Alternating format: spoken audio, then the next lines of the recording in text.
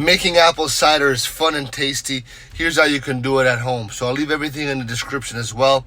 Ingredients: you need some fresh apples, about 20 pounds. You need water, you need sugar, which is optional.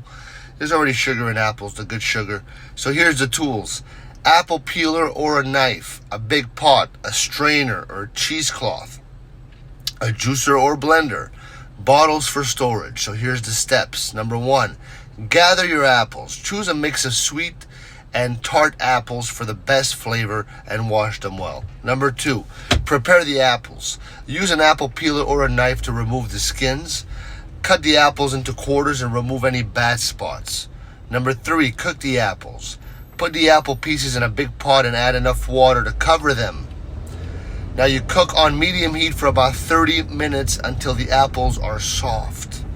Number 4, you mash and you strain. So basically, once the apples are soft, mash them with a potato masher or use the strainer or a cheesecloth to separate the juice from the pulp.